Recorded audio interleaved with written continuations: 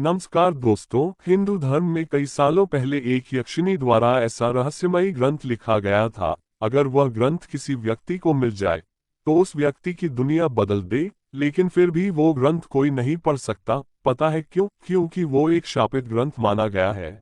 श्राप के अनुसार अगर किसी व्यक्ति ने उस ग्रंथ को अपनी गंदी नियत के साथ पूरा पढ़ लिया तो अगले ही कुछ पल में उस व्यक्ति की मृत्यु हो जाएगी। और यदि उस ग्रंथ को किसी व्यक्ति ने उस ग्रंथ को आधा पढ़ा तो वह व्यक्ति कुछ देर में पागल हो जाएगा। यही वजह है कि ये रहस्यमय हिंदू ग्रंथ हमारे देश भारत में बैन है।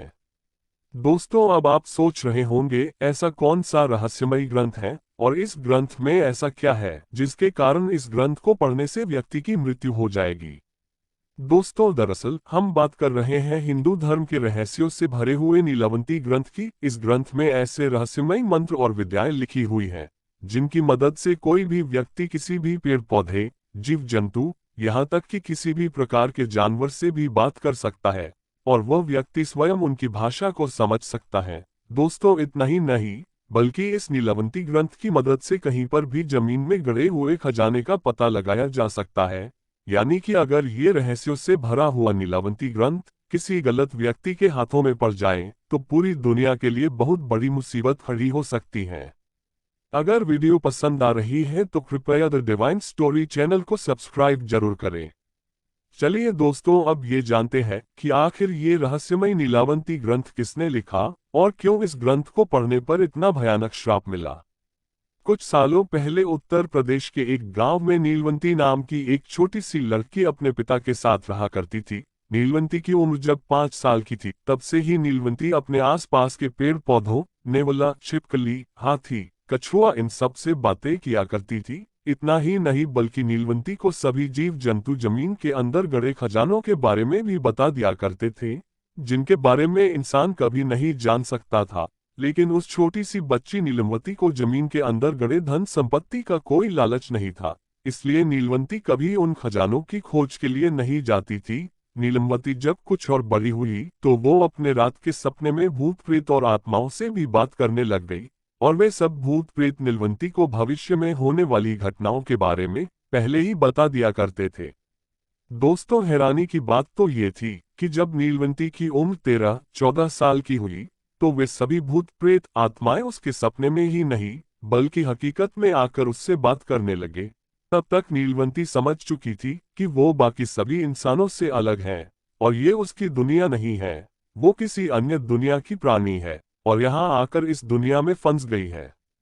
नीलवंती जब 16 वर्ष की हुई तो वे सभी भूत प्रेत नीलवंती को रोज नई नई विद्या और तंत्र मंत्र सिखाने लग गए। नीलवंती जब उनकी बताई गई विद्याओं को रोज रात में प्रयोग किया करती थी तो उन सभी तंत्र मंत्रों को याद रखने के लिए उनको एक जगह लिख दिया करती थी। उस तंत्र विद्या को पूरा करने के लिए नीलवंती कभी किसी पक्षी की बलि देती तो कभी अपना ही खून बहाने लगती। एक दिन एक आत्मा नीलवंती के सपने में आई और बोली कि तुम एक यक्षिणी हो, यही कारण है कि तुम बाकी इंसानों से अलग हो, तुम्हें अपनी दुनिया में वापस जाना होगा।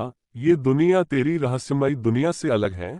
इसके लिए उस आत्मा ने नीलवंती को बरगद के एक पेड़ के पास जाने को बोला। वो बरगद का पेड़ उसके गांव से काफी दूर था। बस फिर क्या, नीलवंती उस बरगद के पेड़ की खोज में अपने घर से निकल गई। रास्ते में उसे एक आदमी दिखाई दिया जो कि बैलगाड़ी से कहीं पर जा रहा था। तब नीलवंती ने सोचा क्यों ना इस आदमी से मदद ले ली जाए। इसी सोच के साथ नीलवंती उस व्यक्ति के पास गई और उस व्यक्ति से उस गांव के बारे में पूछने लगी जहां पर बरगद का पेड़ लगा हुआ था। वो आदमी एक व्यापारी था। उस आदमी ने जैसे ही नीलवंती को देखा वो उसके रूप का दीवाना हो गया। उस आदमी ने कहा, मैं तुम्हें उस गांव में लगे बरगद के पेड़ तक पहुंचा तो दूंगा, पर उसके लिए तुम्हें मुझसे शादी करनी होगी। नीलवंती ने तुरंत उस आदमी के प्रस्ताव को स्वीकार कर लिया, परंतु नीलवंती ने उस आदमी के साथ एक शर्त रखी। शर्त ये थी कि मैं रात के समय कभी भी आपके साथ नहीं रहूंगी और मैं कहाँ जा रही हूँ, क्यों जा रही हूँ, ये बात आप मुझसे कभी नहीं पूछोगे। वह व्यापारी नीलवंती की सभी बातें मान गया। दोनों ने पहले शादी की और फिर उसने नीलवंती को उस गांव में लगे बरगद के पेड़ तक पहुंचा दिया। संयोग से वो व्यापारी भी उसी गांव का था जहां पर बरगद का वो पेड़ लगा था। नीलवंती दिन भर व्यापारी के साथ पत्नी के रूप में रहती और रात होते ही बरगद के पेड़ के पास पहुंच जाती। वहां पर मौजूद सभी भूत प्रेत नीलवंती को तरह तरह की विद्याएं सिखाते, जिन्हें वो बहुत अच्छे से सीखकर सभी विद्याओं को पास कर देती और साथ ही एक कागज पर लिखकर अपने पास रख लेती। अगर वीडियो पसंद आ रही है तो कृपया द डिवाइन स्टोरी चैनल को सब्सक्राइब जरूर करें। इस तरह कई महीने बीत गए। फिर एक दिन नीलवंती के लिए भविष्यवाणी हुई कि आज रात जिस समय तुम एक जानवर की बलि दोगी, तो उसके कुछ समय बाद नदी में एक लाश तैरते हुए आएगी। उस लाश के गले में एक धागा बंधा होगा। वो धागा बहुत शक्तिशाली तंत्रों मंत्रों से अभिमंत्रित किया हुआ होगा और उस अभिमंत्रित धागे की मदद से तुम अपने असली रूप में आकर वापस अपनी रहस्यमयी दुनिया में लौट जाओगी। पर याद रहे, ये काम करने का मौका तुम्हें सिर्फ एक बार ही मिलेगा। नीलवंती इस काम को करने के लिए पूरी तरह से तैयार थी। रात होते ही वो अपने पति के घर से निकलकर उस बरगद के पेड़ के पास पहुंच गई। उसने जैसे ही एक जानवर की बलि दी, ठीक उसी समय नदी में तैरती हुई एक लाश वहां आ पहुंची। नीलवंती उस लाश के गले में बंधे अभिमंत्रित धागे को खोलने लगी, लेकिन बहुत कोशिशों के बाद भी जब वो अभिमंत्रित धागा नहीं खुला तो नीलवंती ने अपने दांतों से उस धागे को खोलने की कोशिश की। इस समय घट रही घटना के बीच गांव के कुछ लोग वहां से गुजर रहे थे। उन्होंने नीलवंती को नदी के पास देखा तो उन लोगों को लगा कि ये तो डायन है और लाश को खा रही है। उन लोगों ने तुरंत नीलवंती को मारने का फैसला किया, परंतु जब तक वे लोग नीलवंती को मारने पहुंचते, उससे पहले नीलवंती का पति उन लोगों के सामने आकर खड़ा हो गया। और हैरानी की बात तो ये थी कि अब वो व्यापारी एक साधारण इंसान नहीं, बल्कि एक भयानक पिशाच का रूप ले चुका था। गांव वाले लोगों के साथ साथ नीलवंती की आंखें भी फटी की फटी रह गई।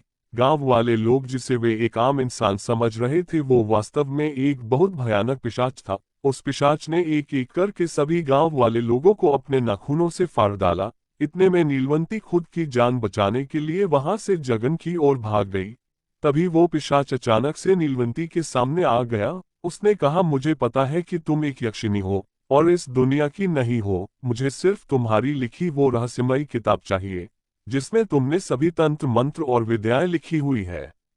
नीलवंती तुरंत समझ गई कि वो रहस्यमयी किताब अगर किसी गलत व्यक्ति के हाथों में चली गई तो बहुत बड़ा अनर्थ हो जाएगा। इसलिए उसने उस पिशाच को मारने की बहुत कोशिश भी की, परंतु हर बार वो पिशाच दोबारा से जीवित हो जाता। अब नीलवंती को लगा वो इस भयानक पिशाच को नहीं मार पाएगी।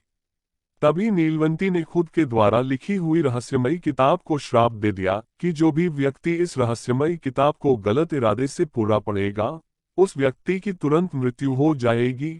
और जो व्यक्ति इस रहस्यमयी किताब को आधा अधूरा पढ़ेगा, वो व्यक्ति पागल हो जाएगा। इतना कहकर नीलवंती वहां से गायब हो गई। उसके बाद नीलवंती को कभी किसी व्यक्ति ने नहीं देखा। इसके अलावा सबसे बड़ी हैरानी की बात तो ये थी कि नीलवंती अब कभी भी अपनी रहस्यमयी दुनिया में वापस नहीं जा सकती थी। फिर वो कहाँ गई, किसी को नहीं पता। इतना ही नहीं बल्कि उसके द्वारा लिखी ये रहस्यमयी किताब किसे मिली, ये भी किसी व्यक्ति को नहीं पता। कुछ लोगों का कहना है कि ये रहस्यमयी किताब बाद में एक ब्राह्मण को मिली थी, जिसके बाद उस ब्राह्मण ने इस रहस्यमयी किताब को एक ग्रंथ का रूप दिया और फिर उस ग्रंथ का नाम नीलावंती ग्रंथ पड़ गया।